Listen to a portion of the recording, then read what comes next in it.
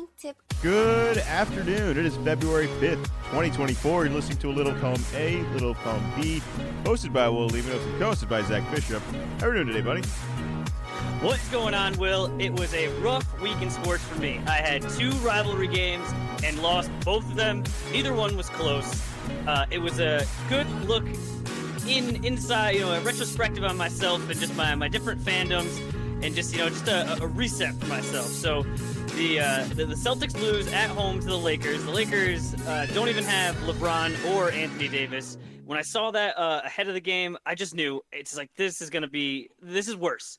If those two guys are playing, our guys are ready to go, but it just turns it from premier matchup to, and now it's like we're playing the Wizards and just, all right. And I just knew we were going to struggle. And so going into that, wasn't happy with it, but you move past it. I think part of it too is, the Celtics have, I think at the time, had a 4-game lead and now have a 5-game lead on second place. The Embiid news, we'll get into that. And just like we're kind of ahead. I don't like it. We didn't lose a game at home for a long time, and now they're racking up. And just in general, we're not as hot as we were at the beginning of the year. But just all right, get past it. It was like focused all my energy on Saturday, prime time, 6:30. There's games leading up into it. I knew there's gonna be games afterwards. It was the premier matchup, and I just lose my mind. I lose my mind watching Duke basketball during the Celtics. I say it on the podcast, never too high, never too low. You're on a high winning streak, it's just like, all right, well, we're probably not as good as it looks, or, the reverse. But for whatever reason, especially UNC, I think it's just because Duke still has that hatred just around the sports world. It's not quite the same level as when Coach K was there, but compared to just the other teams that I root for, especially the Patriots, no one cares about the Patriots anymore now that we're in the cellar. But when I'm watching the UNC game, I act like a baby. Afterwards, I whine about the refs. The next day, ruins my whole day yesterday. And then and then today, it's like I'm still trying to recover from it. Do you realize in the moment your level of fanatic that you become with different sports or different teams? I'm constantly baffled by what is fueling you to hate another college team so much and so unfairly and unrealistically. It is just such an it's a religion that you have followed, and that the commandment has told you, I am not allowed to say anything positive about this team, to the point where I don't even think you're enjoying the game anymore. You're not even defending a basketball team. You're defending a cult right now, where it's just not allowed. It's a really good way of putting it. And I think it was Jalen Rose that, was the one that kind of kept saying it's fan is short for fanatic. And it just normally in my everyday life, and even just everyday sports life, I'm pretty aware of, all right, different biases here and there. And just normally when I'm watching a game, there are other people that get all upset and just oh, you got to be kidding me, this and that. And just, I'm more like, all right, settle down. The refs aren't out to get you, but just this, it's not one game per year. And I think I'm just still trying to recover from Paulo and Coach K's last year. That it is just a raw sore spot that today I just happened to come across on X. Today is the anniversary of the 28-3 game. So I had to watch those highlights to try to overcome it. And I still am not quite all the way there. It probably won't be till Duke plays again. Have Notre Dame on Wednesday to hopefully just ease back into things. And I don't think it helps that I'm part of Duke fan groups, and those get me riled up in both directions. And you just came into an absolute buzzsaw where you were in the normal, oh yeah, it's a big game, and all right, yeah, Zach acts a certain way. And it's just I realized when it was happening, it's just you were the outlet. You were being a rational person, and I was being an absolute crazy person. It was just, I don't know why. But that one just really gets me going. I just started sending Zach, every time Duke got a whistle that was in their favor, I just sent him a text, whistle. Because he was like, we didn't get any whistles. I was like, there's one. There's another one. There's another one. You know what? It's funny that you want this game to matter so much, and it's this isn't a championship. This is just a rivalry game against a good team, of which it's an okay loss. It's not even a bad loss. You still showed up. You still had a chance to win. I think if you hadn't allowed over 90 points, you would have had a chance to win.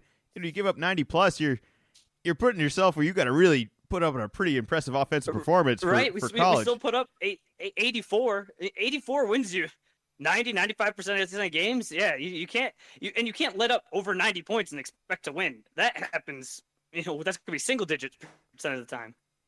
Colleges, it's crazy to me that you're this passionate about something that's so inconsistent that its favor of disappointing you is what the numbers are telling you. Like, you're constantly hoping for this other outcome to happen. It's like, that's how college works. You're saying all of the right things, and UNC is good this year. In last year, they were not good, and the year before they made that Final Four run, they were also not very good. Where this year, number 3 in the country, the metrics all like them. They've been playing really well. They got tripped up by Georgia Tech earlier in the week, but that just could have been more of a trap game, and that's bound to happen. And we weren't expected to win going in. We were, I think, a 6-point favorite, and then lose by 9. So it wasn't that far off of the spread. It's like I'm going in, and then the outcome was like a little bit worse than what was expected by the math and the general population. I had just worked myself all day into, we're going to go over there and we're going to win. And I could convince myself, and that's not the way it worked out. So, and like you said, it's not even a championship. No, it's a game. It's a game the first week in February. No, your season's very much still alive. You're still in a very good position. Like, if anything, going into March, I think coming a little under the radar where you are at is a little bit better than the pressure of UNC is going to have, probably being a 1 seed. Nobody's ever going to say, like, I don't want to be a 1 seed, but, when was the last 1 seed that really ran the table and won all the way? So, like, I don't know if I'm fighting for that. I think you have better positioning elsewhere, but that's also a little bit of the madness that I have for March of just thinking, like, it never goes the way it's supposed to. It's not chalk, so you're just already assuming it's not going to go chalk, that you have better odds at some other spot. It doesn't exactly make sense, but neither does the start of this podcast where we said we were going to open with football, and I'm throwing out the rundown right now. We're just going to do college basketball, and I picked some games the last couple of weeks that have been very close. They have not been in the favor that I thought they were going to go in, or the results haven't been, but they have been very good games. So I'm going to continue to give you some good games. You can go out and watch. I don't know if you're going to win money on any of these. We're going to do some NFL prop bets. Maybe you can win something on that. But the first game I wrote down after Kansas had a pretty impressive week, I think they're going to... Well, hold on. Do you want to take a victory lap on you picking the better Purdue game? Oh, I knew that was a lock. I don't need to take a victory lap on that. Yeah, I knew that. I looked at all the games you looked at. The Wisconsin game was still pretty good, but you call in hey, look out, Northwestern at Purdue. Northwestern almost got them again. It makes no sense, too. I was trying to explain, or not explain it to you, but even pointing out, it goes to overtime. I think Northwestern had a legit chance, boo-booey again, and they only have 2 losses. If they had lost that game, 2 of their losses would have been to Northwestern and 1 not Northwestern. So it's not like they've gotten tripped up by other teams. It's just baffling, and I think it was the obvious call, and it was almost so obvious that it was like, oh, well, that's not going to happen again. Now they're playing at Mackey Arena, and so I just want to make sure before we go into this, Will has a pretty good track record of these, so I think you should follow what he says. All right, this is going to be dated for the podcast because it's tonight. It's happening literally in a couple of hours. By the time this podcast is out, this game will have already been started. But Kansas had a good week. They had a big win this week. I just don't buy it. I just don't buy. Is it crazy? Like, I just don't buy it. They look great this week. I have nothing bad to say about against Houston. But I think tonight in Kansas State is a trap game, and I'm going to roll with Kansas State. Like, I just think they're just rolling way too high off the Houston. The Houston game was awesome. Houston didn't even play bad either. Like, they just couldn't put anything together long enough or get enough stops against Kansas that it's over. They're played from behind the whole game. I'm just not buying into Kansas. I can't really explain to you why, but I just have a feeling based on the way the season has gone so far, Kansas is going to be in a tight game tonight. They are not going to run away with this one. So that's game number 1. The other one, so you're just thinking letdown after just huge win. Underdogs at home for the first time in years, and just, I mean, they showed up. They stomped Houston. I mean, they got out on them, and I mean, Houston is so good. Just to put this in perspective for people, Houston is so good that the metrics after that loss in the net and in KenPom still have them at number 1 in the country. That's why I think it's a fluke that Kansas did that, and I think you're going to see a little bit of the fluke show tonight. The other big game I got, it's the ultimate rivalry. Wednesday, we got 16 Alabama against 12 Auburn. Oh, yeah, I got that one. I just think you can't miss this. These are the crowd showing up. they're not going to be happy with whatever the outcome is. They're ready to riot. They're going to go crazy. And I just think these are two really good teams with two rivalry schools that this is everything you say about college basketball that you like, this game is going to give you. It may not give you time. professional aspects of perfect execution and everything, but it is going to give you all of the bonuses of the college energy. I'm rolling with the home team again in Auburn. You could really convince me either way. I think this is just going to be a great game. Again, I'm just circling these more as games to watch than teams that I think are going to win. But those are the two I wrote down. That one is definitely a, clear schedule sort of thing. They just played would have been 2 weeks ago. Alabama won at home against Auburn 79-75. That was a really good game. Odd game. Crowd going absolutely nuts. We were just talking the Duke UNC rivalry, and definitely these two teams more prolific in football, but still very much a very real in-state rivalry in a similar stratosphere. But game started off weird. The lights went out. They tried to play without all the lights being on for a little bit. That took a little while. But we've mentioned a couple of times the horns down with Texas and them getting all sensitive about this. And then you have this game. The Alabama fans were just chanting like "F-U Auburn" just over and over again. Like you could hear it on the broadcast. And so it's just, I am sure that Auburn is going to give them a nice, warm welcome. But I think that's going to have everything. It's going to have good basketball. It's going to have passionate fans, and that, I'm excited for that. That's a good call. That was on my list as well. What are you looking forward to this week? Tomorrow we have BYU at Oklahoma. The Alabama-Auburn game on Wednesday, like you mentioned. And then on Saturday, two good ones. This one's going to be late at night. Arizona at Colorado. Arizona got a big win this weekend. They are looking to round. They fell off a little bit midway through, but I think they're starting to round back into shape. And then this one, I think this could be your ticket, Will. Illinois. Yeah, let's Michigan do it. State. Let's go. I have nothing to tell you. 2 o'clock on Saturday. You guys got go ahead. two since the last podcast, 2 wins in a row. Nothing crazy, but you know what? Sometimes you just have to win. You just got to win in the Big Ten. It's no joke. You got a lot of good teams in there. You just got to check them off. 2 home games, no big deal. This one's going to be at home. You got to win your home games. Illinois has been playing well. I think that this is the opportunity. You win this, all of a sudden, it's all the stuff that happened at the beginning of the year. That all of a sudden is like, we're talking about 2023? Come on now. No, it's 2024 now. You did in this week's AP poll. You got 1 vote. 1 vote that can lead. That can lead to you get more votes. All of a sudden, you're ranked. It's right where you want to be come March. I have nothing positive to say about this team. They're so frustrating. The inconsistency of like, all right, so we're playing defense today. This is great. We're gonna be able to score. And then other games, we score 90 points, and then we give up 120. It's like, all right, well, that's not how that's supposed to work. That's just like, can we do something together just once? And the lineups and the rotations and the players are playing different minutes. It has not been a smooth season for as much as the numbers seem to analytics favor us. It's ridiculous to me. But this is a game where, like you said, we get the job done, and this is a huge win. And suddenly that resume starts to look a little bit better. Maybe we even crawl into the top 25 and kind of gain a little bit more respect. But I'm with you. I think this is a huge game, and I think they have every chance that they're ever going to have to win this one. It's just, I haven't seen it together. It would be nice if they could put it all together, and this would be a great win. I'd like what Illinois is doing more. I'm not as thrilled. I picked them in the earlier matchup maybe 2 weeks ago to beat Illinois, and it was not the result I was hoping for. But we'll see. We'll see. It's college. Anything could happen. Maybe Illinois will just be kids that day. You know, that's kind of what I'm hoping for at this point. They are just kids. Yeah. All right. Well, anything else for college basketball? I think that's enough for me. You're ridiculous with the Duke stuff. It's absurd. I wish. I don't know how anyone else could actually understand the passion that you had behind it.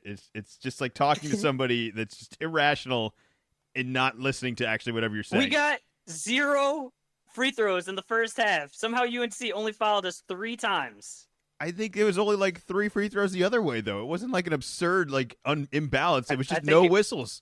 I think they were 8 for 10, but I could be wrong. It was a rougher game, and then I was frustrated because that's how we got knocked out of the tournament last year. Was against Tennessee when it was a rougher whistle, and we just couldn't adapt. And I think it's just coming from last year. It's just one of those times, those spooky scaries. You think maybe they're behind you, and very clearly they are not behind us, and got to figure it out. But we had a team meeting yesterday, so anytime a team has a team meeting, all the problems have been solved. So no problems anymore. I feel like you've just caged this demon and you were choosing to keep it in your closet. And it's like, you could just open the door and get rid of it. Like, you don't need to hold on to the losses of the previous years. It's not even the same team. It's barely the same coach. It's a whole lot of change every year. And it's...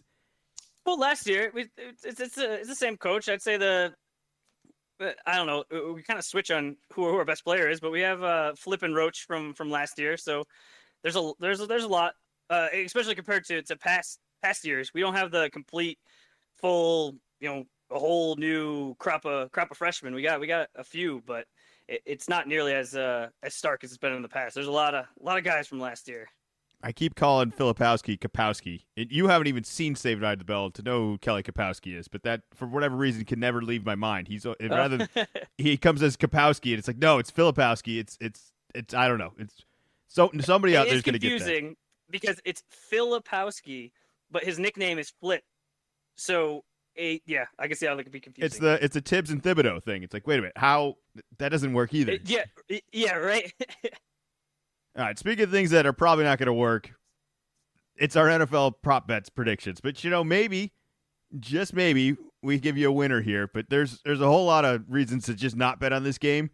I think that's because it's bet so heavily that you're not going to get the best lines or anything in your favor. Or maybe something, it's just so irrationally publicly followed that maybe you can get something on the other end of it. I caution you, but we came up with some of our favorite Super Bowl prop bets. Maybe one that's actually realistic and maybe one that's actually fun. You want to go first? You want me to go first? I'll go first, and I'll start with a disclaimer. I have no intention of betting these. I want to be upfront with this because I feel like there's a lot of podcasts that are getting sponsors, and we are not sponsored. And I don't know how to exactly put my finger on it, but there's just so much advertising right now for sports betting, and I get because like a lot of times the sports betting is new to these states, and so it gets pumped in. But I'm really getting a feel for like 2 years ago when crypto was at the top and NFTs, and it was just everywhere you turned there was somebody pushing it, and it was even from famous people, and then all of a sudden it kind of all collapsed. I don't think it's all going to collapse, but there's a reason that they're pushing these ads so hard. It's because there's a ton of money out there, and I just think everyone should be careful. Bet within your limit. It should be fun. It shouldn't be something that you're trying to turn this into a lifestyle. So I'm not going to bet these, but these are just my picks. So I'll go with my first one. My first one's the real one. I think this is a good one. It's Patrick Mahomes to win MVP plus 135. The Chiefs are underdogs to win at plus 110, and I'm thinking if the Chiefs win, Mahomes, it's not a lock, but I don't really see anybody else coming as the MVP. So I figure if you think the Chiefs are going to win, take a little bit of I guess it's not the juice because the juice is what the casino gets, but you get like a little bit more plus money there, and you can just go for Mahomes MVP. No, that's a good one. I don't have anything quite as promising as I think that one has as odds. I'll ask you this. One of the more interesting ones I came across was the largest lead of the game, over under 14.5. It was plus 105 for the over, minus 135 for the under. Which one would you take? I took one of them. I'll tell you in a second. Largest lead of the game, 14.5. Under. Yeah, I went with the under as well. I think this is going to be a tighter game. I also look at the scores of the previous games and the scores of previous Super Bowls, and unless you jump out on them 14-0, that doesn't even get you there. It's 14.5. That I don't really see this getting there. So that's my bet. I'm going to recommend. I think I could see it going either way. If somebody does run away with it at the end, and you just try to do so much to come from behind that you end up falling even more farther behind. But I think it's going to be a tighter game. I think these are less turnover-prone teams. And I think that they're going to match up better than we're expecting. The road to the Super Bowl hasn't been the cleanest for the Niners, but it's not like Mahomes had a fantastic game last week either. I mean, he did a whole bunch of stuff that didn't really show up in the stat sheet, but numbers wise, what do you have? One touchdown was There's no score in the second half. yeah. So I'm going with the under on that. I think that's a decent shot of happening here. Do you have a more fun one? Yes, the more fun one is first punt. Is a fair catch, and it's either a fair catch or it's not a fair catch. So if he returns it or if it goes out of bounds, that would be a loss. But I'm thinking the first one for a fair catch plus 235. So you got some real action there. And the reason that I think this is the fun one is you're at a Super Bowl party. People are betting all sorts of different things. You have your squares, and then all of a sudden, the Chiefs 3 and out, and they're about to punt, and you are the only one at the party going, "Hey, everybody, quiet down," and you just are waiting, hoping that this guy makes a fair catch. And one of the most unexciting events in football, a fair catch, is now your most exciting moment, and you're running around the house if that happens. So that just seemed a fun one that just kind of is out of the blue. Perhaps we'll have to redefine fun, although it's subjective to what you find fun, and that says a lot more about you. I went with Brandon Aiyuk. Winning is fun. I went with the Brandon Aiyuk first catch over 13.5 yards, plus 105. I think that's a little bit more fun to be rooting for. I could see him just doing a big shot down the sideline early in the game and just a huge momentum change for them. I mean, the helmet catch last week has become legendary if they manage to surpass the Patrick Mahomes dynasty, and I could see Brandon Aiyuk getting this. I don't think he's going to get a ton of catches, but I can see him getting the first one early and then that just kind of being addressed and never really being open again. But I like that one. I think that's a little bit more fun than rooting for a fair punt, rooting for a big play down the field, and not necessarily like, McCaffrey. I saw like McCaffrey carries. I saw like Mahomes rushing, and I don't know. I didn't really fall in love with any of it. I liked Rashee Rice maybe have more than 6.5 receptions. I thought that was pretty decent and more likely to happen, but not necessarily as fun as a first catch over 13.5 yards for Brandon Aiyuk. So those are the bets I got. If you got anything else, feel free to share with them. I will also not be actually making any of these bets. I can't fall in love with the sports betting. I think it ruins the sport for me a little too much. I start acting like you with the Duke game, and it's just irrational. I'm not even watching the game anymore. I'm just rooting against any other outcome that isn't mine, and it's just not a good way to watch it. But yeah, you got anything else you want to share with anyone?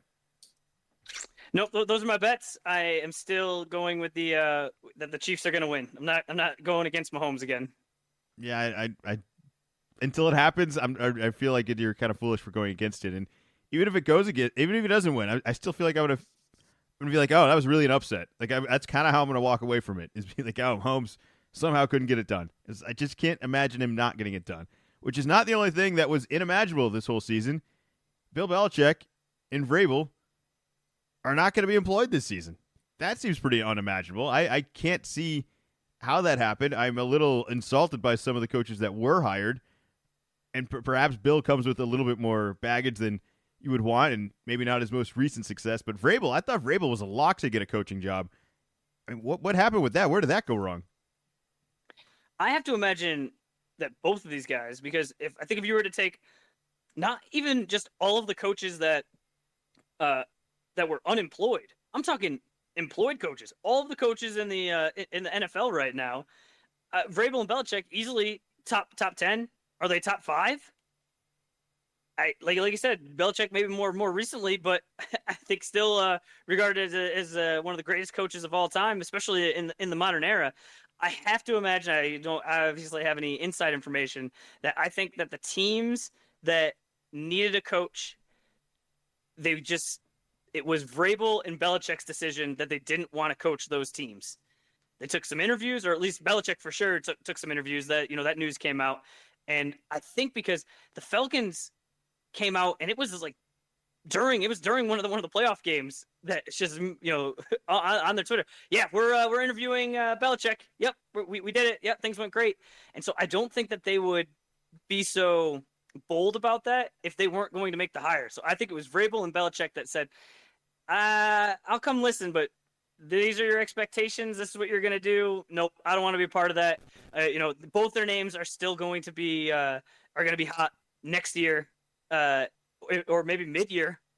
I don't know if they'd be interested in that, but I think this was their decision, not a team decision. Well, that's going to be the story for the whole season. Everyone's going to be on the hot seat because there's going to be quality guys on the sideline that could step in. The whole Doc Rivers situation that just happened, where you could even be successful and somebody suddenly says, you know what, I'm not really feeling this coach anymore. And they're like, well, who can we do that's actually better? Because you always say that. Every time you get rid of the coach, it's like, well, what are we going to improve with here? There's going to be Vrabel. There's going to be Belichick. There's going to be Pete Carroll. Also, that's what I was going to say. Not to even, yeah, we didn't even mention Pete Carroll, who seems like he's going into the front office in Seattle, but just the way that was announced, and I wouldn't be shocked if, mid-season I don't know one of the teams he gets rid of their coach, and all of a sudden Pete Carroll's name's coming up, and all of a sudden he's back on the sideline. I wouldn't be shocked either. And if you're any of these other teams that are a little shaky with high expectations and you don't deliver early, I just think the hot seat is going to be as hot as it's ever been because you're actually going to have a replacement option. I think in the past it was like, all right, are we going to be able to convince Sean Payton to give up the broadcasting and then convince the New Orleans Saints to trade a pick for him? Like that, just those obstacles don't exist right now for all those guys. This is way easier. Right? Yeah, free agents. You call them up. We will give you this much money to coach football. Do you agree? Boom. Yeah, I don't. Do you think they'll coach next year? Meaning hired midseason. No, I don't think so. I don't think they'd really love that situation. But if that's going to take, if you fire a coach midseason, something went wrong, and I think you'd be in those situations. You're probably better off doing what the Raiders did. Have somebody internal, have an interim coach, do a real search off season where you have the full. Hey, you see who else got fired? Hey, Bill Belichick got fired. Yeah, maybe take a look. But I don't think either of those guys, if they were this cautious in an off season, are just going to jump right in. Because if a team is firing their coach, they got to have major problems, and I think that's more of either an interim position that somebody gets the opportunity for, or it's maybe somebody down that hasn't got a shot that you bring him in and say, hey. You got 8 games. Let's see what you can do with it. Not how I thought things were going to go. We'll keep an eye on what that ends up being. I just, Belichick is older. The urgency is a time that he just doesn't have. Or at least I don't think he has. How long does he want to do this? I don't know. Just sitting out the year, I just feel like he's losing. Like he's making it so much harder to try to get to that record. But how, would it be nice for him to get the record? Sure, but does it change his legacy one way or the other? Well, then, are you saying there's a chance he doesn't coach again? Like this is it? Actually, are you rooting for that? I don't think so. Would you rather it that way? No, I want him to do whatever makes him happy, and definitely that press conference leaving the Patriots, and he had a nice took out a page in the paper over the weekend, thanking all the fans. That was a classy move. All of the language was, this is goodbye for the Patriots, not goodbye for football. So unless something has changed, I don't see that happening. But I don't think that whether he gets the all-time wins record or not, that his record is unassailable, and that's not going to – he can't go any higher in my book. That's fair. I guess it just felt like that was the schedule and the only thing he was really playing for because, like you said, it doesn't have anything else to play anymore. It's not like one more Super Bowl solidifies anything. Even one more loss. He's already so far past. Yeah, one more loss at a Super Bowl doesn't damage anything either. One more terrible season for somewhere else, I don't think really hurts the resume he's already built. It just seemed like he was gonna get that record, and it would be something crazy like this, like him not coaching for a year, is gonna be the reason he doesn't get it, which didn't seem possible. And I guess I'm more shocked by that. All right. I got to imagine that he looked at it and said, if that is one of his main goals, and said, okay, I'm reading the tea leaves. I'm seeing what teams are available. All right, I already left the Patriots. So which team is going to get much more wins? He didn't see any there and said, well, rather than get 4 wins this year, maybe I wait and I get a team next year that's going to get 12 wins. And then the year off doesn't even matter. Just come back to the Patriots next year. Let's just do it all over. Take a year off, rest a little bit. Just come on back in. Things are either going to go really well for us or really bad this year. Oh, I do have some Belichick news today. It's just not about Bill. His son, Steve Belichick, I think he was with the Patriots for 10 years, got hired as the University of Washington's defensive coordinator. So he will be leaving, as well as the Patriots running back coach is also going to University of Washington. Wish him luck. Wish him luck. You don't think any of the guys we just mentioned would ever coach college, right? Bill wouldn't do that. Vrabel wouldn't do that. Carroll already kind of has. What do you mean, kind of has? I mean, he coached at USC in his heyday. I know, but I feel like he wouldn't want to go back to that. He ran away from that for a reason. I don't know if he wants back in. If he wanted in, he would have just stayed. Well, I think that there were a lot of rules issues that it made sense for him to get away from, the same way Jim Harbaugh just kind of, hey, you know what? Maybe it's time for me to go to the NFL right now. But yeah, I don't think any of them are interested in college. All right, let's move on to NBA. It is the trade talks rumors session of the week where we have the trade deadline coming up and everybody's Thursday. proposed. Did you realize we're going to be skiing during the trade deadline? I didn't. And, I'm going to get to it right now, and I'm not even worried about it.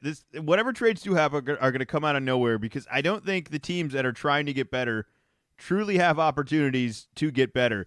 There's a lot of really good teams in the league right now that are set up and appropriate caps that don't have any glaring overcompensations or overkilled or awful contracts. There's a lot of smart teams in the league, and there's some really struggling teams in the league. Some of the teams that are struggling, I just don't think that they have anything to truly make a difference. Now, that being said, I think there's a couple guys out there that are going to get traded for next to nothing, and that is going to be the real competition on which of the competitive teams that are running for a championship right now are going to get these nothing trades. The Kelly Olynyk's, the PJ Washingtons, maybe a Malcolm Brogdon, where it doesn't go for a whole lot, but it's a big addition to a team, and somebody's going to get them. It's like who's going to have the most appealing second-round pick is basically what I'm telling you. And I don't know who that's going to be, but I think that's more likely the trades that we will see. I don't think we're going to see anything massive happen here. I just don't. I couldn't find one. I couldn't find a big trade that made sense. The best I could do, which was, again, this isn't a great trade. This is my problems for your problems, which is probably not the best way to make a deal, but maybe all of the dysfunction within all of these teams could just trade their dysfunction to someone else for the other team's dysfunction. And the teams I got the New Orleans Pelicans, I got the Minnesota Timberwolves, and I got the Atlanta Hawks. I wrote down two different versions of these. They both went through in the trade machine, so these are successful deals with no picks, just straight players. I got New Orleans giving up Zion. I got Minnesota giving up Karl-Anthony Towns. And I got two options for Atlanta. They can give up Trae Young, or they can give up DeJounte Murray and Bogdanovich. Where you want to send everyone is also interesting. I wrote down a couple different versions for all that. Do you want to send Trae to Minnesota? Do you want to trade Cat to Atlanta and maybe not involve all that? Or, Zion and Atlanta maybe? How does that sound? Is Zion, DeJounte Murray, and Bogdanovich? You trade Trae to New Orleans and Cat stays in Minnesota, or something you swap around. There's a whole bunch of different ways you could kind of play around with all this, but this was the only one that I guess kind of works, but doesn't really work for anybody perfectly. I think everyone's going to have some sort of beef with what your end result is. But I guess, all right, so Atlanta Hawks would get a Karl-Anthony Towns, the Timberwolves could get Zion, and the Pelicans would get Trae Young. Is anybody actually better? I don't know. Is that better than what they were in? Probably not. I couldn't come up with anything really actually realistic that went through, though. Did you come up with anything, though? That's kind of the best I got. I do like the idea of the Timberwolves trading Cat. There's something weird with that, and I feel like there's been something weird there for a while where, a couple weeks ago we were talking about when he's going for a record-setting level of points, and both during the game and after the game, the team just didn't seem thrilled. And I just can't imagine that he doesn't notice that, even if it's just kind of known that, hey, there's a business relationship. Even a business relationship you'd think would be a little warmer than this. And he's definitely had his problems come playoffs, and the Timberwolves have never been up this high. So the expectations are going to be even higher than they've been in the past. And I just wonder if you move him along, you get more some surrounding pieces, if that would be better for the team overall, which sounds crazy because he's the one getting the most. He's I was gonna say the most famous. I'm not sure if he's still the most famous with with Anthony Edwards is like just young rising star that gets a little more popular every day. But I don't think that the Pelicans are at this point looking to move Zion. Possibly at the beginning of the year, but I don't think so anymore. Yeah, I don't think giving the Pelicans Karl-Anthony Towns or Trae Young or even DeJounte Murray and Bogdanovich is enough reason to really move on from Zion. I just kind of wanted to see Zion somewhere else and just see what that looked like, whether it was like a super offense in Atlanta that just completely gave up on defense, or perhaps a very interesting defense in Minnesota where they have this dependence on Mike Conley being the point guard, but they just need a guy to bring the ball up. And I just wonder, what if they just made Zion the point guard? I feel like that's been the best he's ever looked anyways, is a team where they kind of give him the ball to bring it up. He's not the greatest shooter. He is somewhat passive and could play, and he can still get the ball to Anthony Edwards. I kind of fell in love with that idea of it all, because it seems ridiculous that they're so dependent on Mike Conley. And I don't know what you can give up for Karl-Anthony Towns that gets you a realistic point guard that isn't just an undersized guy like Trae Young. Like, that doesn't really help them either. But it's interesting. I thought it went through. I played with this machine for an hour. I finally got something that was like, success, it works. I wrote it down and was like, wow, does anybody actually like this? Because I finally got something that worked. It was like, nobody's happy now. We finally got something that's realistic, and I don't think any of these teams would actually do this. All right, what do you got then? You got something? All right, mine are much smaller. Kind of go more to what your initial statement was, is that we're not going to see anything too crazy. And so the first one I just have written down: Bruce Brown to the Knicks. I don't know what the Knicks are going to give up, but I think that Bruce Brown doesn't demand that much. So it's just it's a little bit of a salary filler, some picks here or there. It's nothing that's going to really detract from what the Knicks already have. Knicks, they're on a hot streak right now.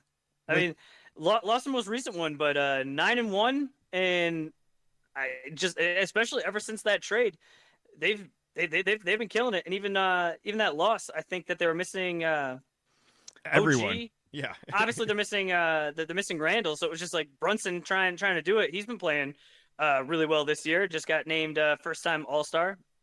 So, good for him. But I think that if they're looking to make that next sort of jump, I think they're going to have to make at least a medium-sized move, and maybe this isn't even a medium-sized move, but it's at least something. And especially with the Embiid injury, the Sixers are going to be in trouble.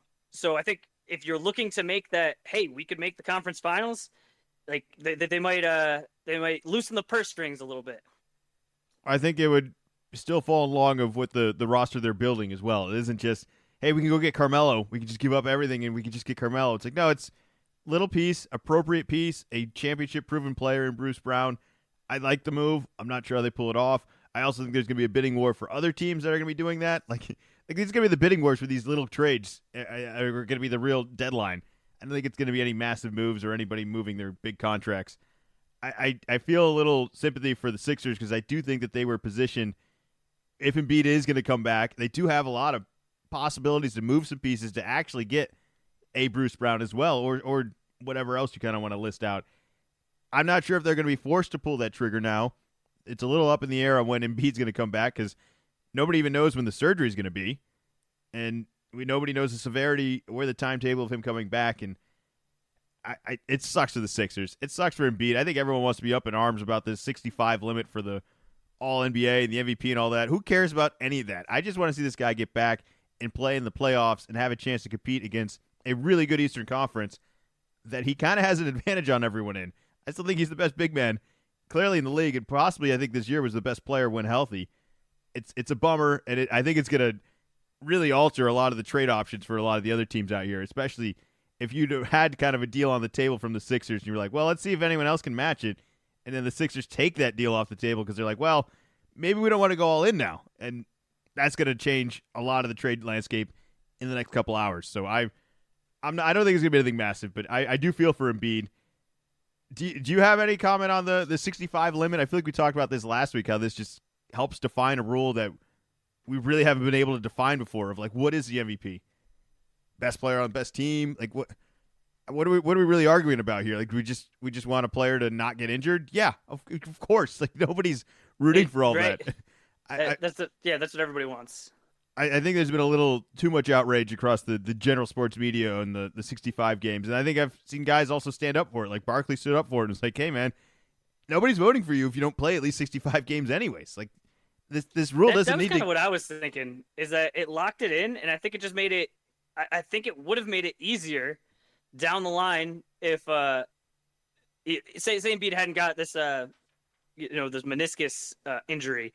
If he had pretty much done what he did in the first half of when he played really well, but was only kind of half the time. I mean, this is almost I guess it's, the only thing I can really compare it to is the COVID year when Kyrie was only playing on the road because New York wouldn't let him play.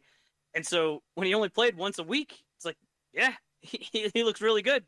And so that's kind of part of it. And it just, I think when you have that rule, it just helps to show, like, all right, no, you have to play above this. So then it's not even the argument. You can't, well, I think Embiid, when he plays, it's like, no, he's not even eligible. He didn't play enough games because, but I agree that I think in general, the voters are already taking this into account. It's if you're at 100, but it's only for 50. It's not 50% of the time, but 50 games. That's not as good as if you're at 90, but you're there for 75% of the games, or not 75 games, not percent, 75 games. I hope he comes back. That's really gonna just wrap that up with. What's up with this language? The Sixers came out, and so Shams and Woj, and everybody just goes from there. So it's clearly from the Sixers as the source, but they're not calling it, like, they weren't calling it a meniscus tear.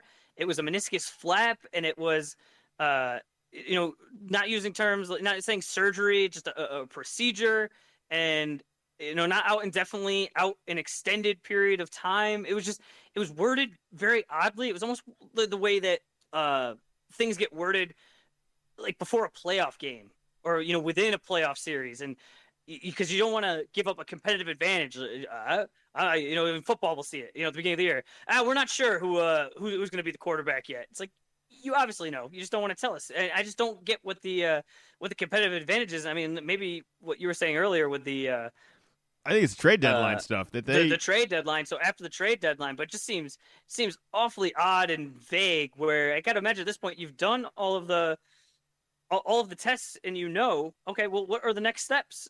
Is it rehab? Is it rest? Or is it surgery? Just I don't get why it's so much mystique around this. Well, this injury hinged on them being a desperate trade suitor and a not desperate trade suitor. Like a week ago, whether he's healthy, sure, we can make the move. We got a competitive team. We're having a good year right now. We're one of the top teams of the East, and we have everybody healthy right now. Sure, we can make some moves, but we don't have to do anything.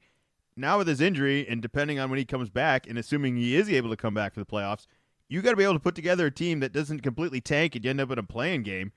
And now your moves are different, and the other team knows that. They have a pressure point on you. Like there's no way you don't. So I think them trying to tread lightly in all this is just trying to not get taken advantage of in whatever trades they were hoping to make, because those deals are going to have a different price tag on them now. I just can't imagine that's going to be that much different. Because if you're doing a trade for someone that is actually going to move the needle, you have to give up assets. So I just don't see other teams being able to use this with like so much leverage that it's worth this amount of secrecy, especially where the other teams they got to know. They just got to be more plugged in than we are as the average fan. I don't think anyone's heard the meniscus procedure and been like, yeah, a couple weeks. It's not for a guy like this either, with this injury history at this size, worth this value. I know he's going to do whatever it takes to win, and this is definitely a good chance if he's healthy that they have a chance to win this year. But you gotta take care of this guy long term. That's just the way it's always going to be. It's the way it has been, and it's the way it's going to be for the future. So I would love for him to come back, but I see no reason why he's going to rush back. This is almost a Kawhi type of info though, where we kind of know there's something wrong, but we don't know exactly what's wrong, and that's it. Like we just live on whatever they tell us. But the funny thing with the Kawhi though is the team didn't even know. It was literally just him. So like we were in the dark as well as like the owner of the team. Yeah. Interesting stuff. I I hope he comes back. All right. Speaking of votes and leverage and all sorts of drama and politics, I suppose, the NBA All-Star Game reserves have been announced. I think Mike Brown of the Sacramento Kings already came out and said it was kind of egregious that neither Sabonis and Fox did not make the team, and that's kind of fair. I do see a name on the list that could potentially come off, but if you can't just say all this stuff and not take someone else off, right? Like, I feel like you have to kind of defend yourself by saying these guys should be on. Sure, that's great. Stand up for your guys, but you got to be an NBA professional and say it's because they're better than who. Like, you can't just say everyone's good. That doesn't work. I would have taken Karl-Anthony Towns off, and I probably would have added Fox. You could have easily talked me into Sabonis. I do think that just one of these guys should be on there. But, if you have the top record in the West, I also can understand you having more than one person on your team. I just probably would have gave it to Gobert as well. Like, I'm so out on Towns. Like, I have no credit to give him at all. I don't want to remove him from the All-Star game because it's the only thing that's going to make this guy happy. He doesn't actually want to win a game. Just wants to show up for an All-Star game. So let him have it. Let Sabonis and Fox win a playoff game, and Towns will do whatever Towns does. That's really the only beef I got for all that. I mentioned last week I probably would have had Brunson over Lillard for the starters, but he still managed to sneak in. It looks like we're going to have a couple injuries with Embiid out in the East and maybe a couple more reserves voted in. Did you have any beef with the rosters that were voted in, though? No real problems with it. I think December, early January, I think Derek White had a real shot, but he's fallen off where for what the Celtics need him for. Still excellent player, great for the role. I love all the stuff that he's doing, but not an all-star. And want to give a shout out to Paolo Banchero, Final Four Paolo, and making his first all-star game. So definitely he was a fun guy to watch at Duke, knowing we get those top guys, but you could be the number one recruit in 1 year, and that is not the same. It is not equal across. And when I saw him play, it's like, this guy is for real. Was surprised that he got taken number one, but glad that he's been able to live up to the expectations. And so I think he'll be he's a big dude.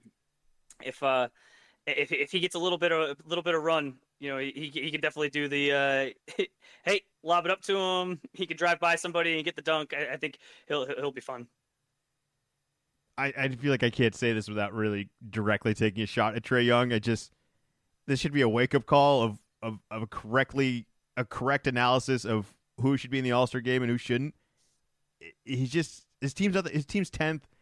He's had every chance in the world to be the player he wants. He gets every shot he'd ever dream of. Plays whatever minutes he wants.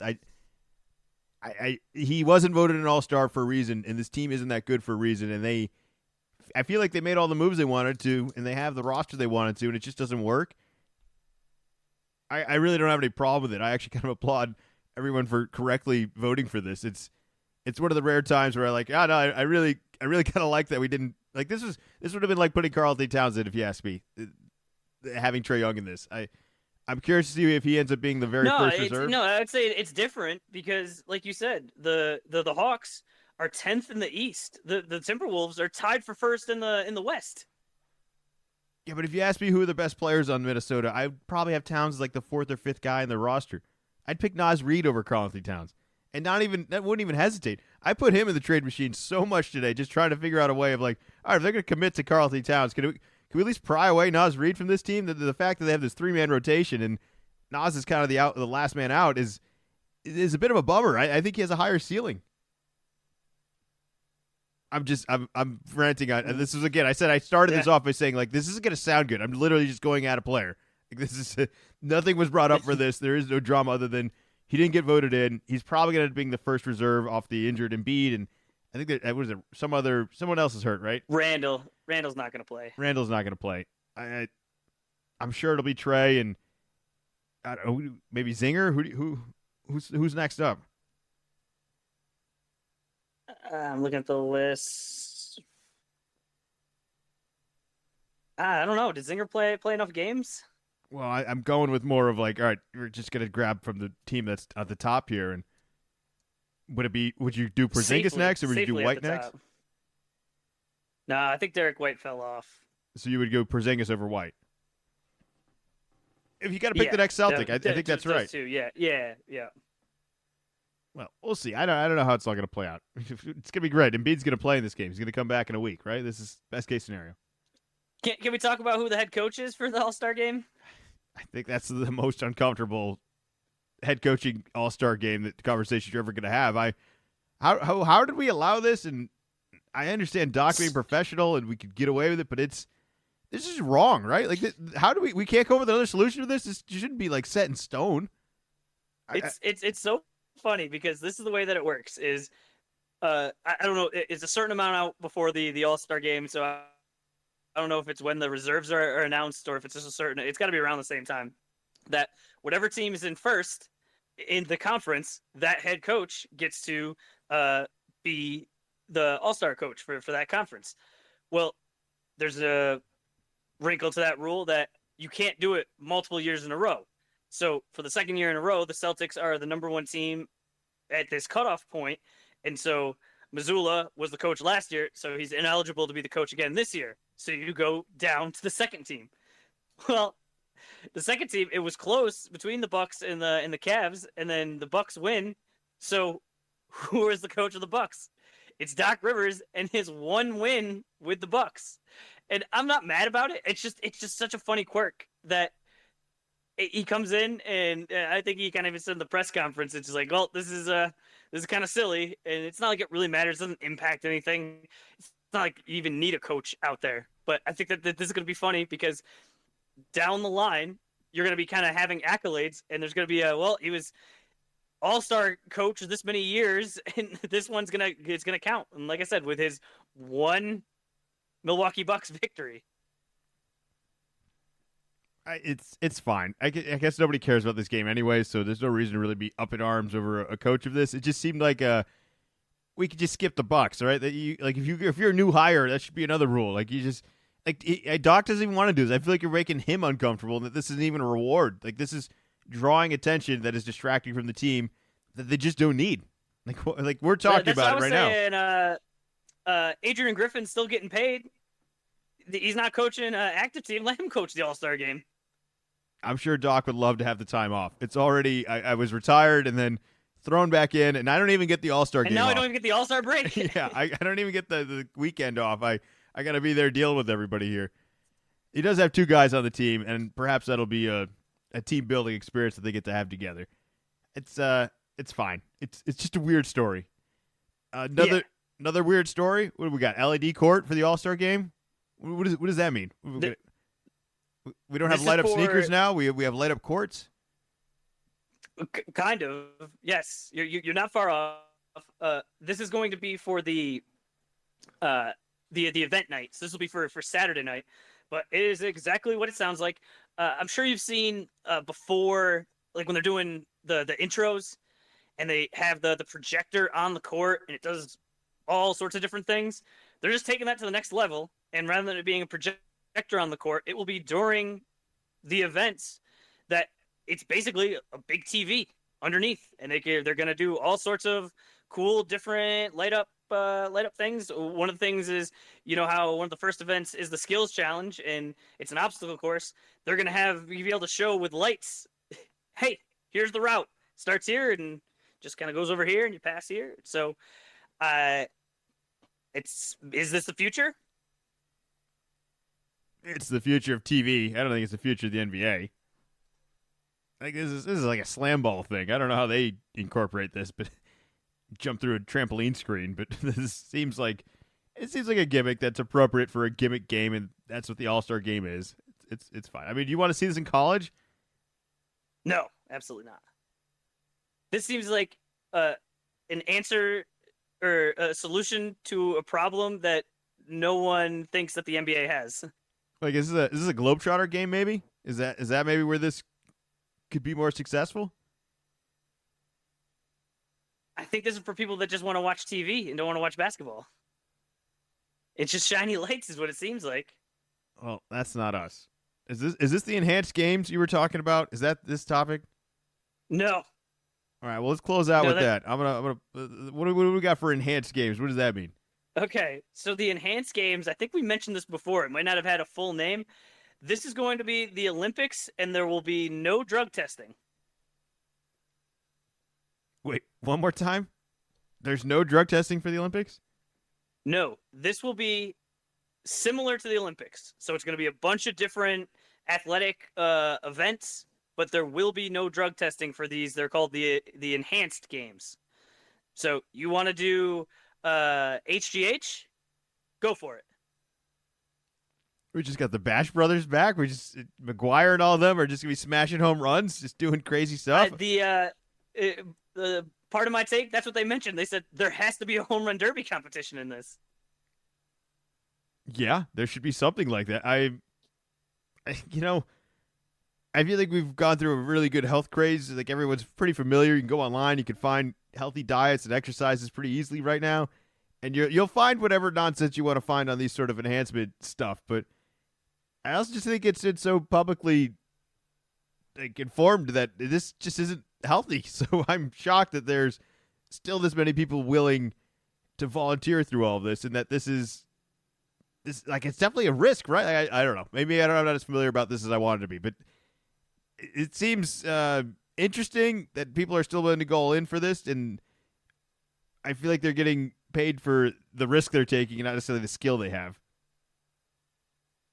I think we have to remember that although the intent is for the Olympics to be clean, we've seen time and time again that they are not clean. And so I think this is just a different avenue saying, hey, rather than this whole thing be about punishing the guys that aren't cheating, just say that's not going to be a rule. And I don't know enough about it, but I think that we're in a different spot now than we were in the 90s, where it's just anabolic steroids, and if you take these, yes, you can recover faster, your muscles faster, but there are all these negatives. I think that there are other types of performance enhancement that maybe isn't as you're not gonna have as many problems for your body. Detrimental. Yeah, not as detrimental, because I think even now it's trying to figure out, okay, what's performance enhancing, what's not. It's like, well, creatine, there's tons of studies, and it says, all right, yep, you can retain more water, makes your muscles bigger, you're able to lift more. Well, that sure sounds like performance enhancing, but that's grandfathered in, or it's like, that the amount that it helps you is so small. But if you are having these other, I don't know, types of blood doping or types of supplements that are able to help you, and there are less negative impacts, or even if there are, or should you be the one that polices the athlete? I mean, football is not safe. We watch that every Sunday. I don't think I think the problem with these sort of performance enhancing stuff is that the average person could have a huge advantage from it without being good at football, without being good at anything, and then suddenly they can be good at I don't think that's true. I don't think this helps the average person at all. Like, if I were to take, the best steroids in the world, that's not going to make me so I'm available to do any athletic, event at the highest level. I think this takes awesome athlete and puts him, at that next level that he needs. I am a little curious to see just how much it's holding everyone back, and I just want to see what that difference looks like. Like, is it half a second on a race? Is it, 50 pounds on a lift? It depends on one of their advertisements for this event, which still more details. I think they're really going to start laying some more things out in April, but it's supposed to happen next year. That they've got a guy that's faster than Usain Bolt. All right, I'm intrigued. It's an interesting concept. We'll monitor that going forward. The Enhanced Games title is appealing. I like the name. That's solid. I don't know who thought of that, or if they thought it was maybe too simple, but I think that's a home run for me. All right, anything else you want to add to the people out there? We got 30 seconds. Well, maybe you should start looking into maybe some supplements, and maybe you could be one of the first performers in the Enhanced Games, or maybe that'll be the one of our punishments this year for March Madness. I'm very happy with my daily creatine, and that is it. I don't need anything else. I don't need anything more perfect. A little scoop a day. That's it. Little scoop a day. That's all you need. All right, we'll be back next week. Thank you, as always, for listening. Subscribe to Little Column A, Little Column B. You can follow Zach on his X account, which is Wicked Z-Man 24. We'll be back next week.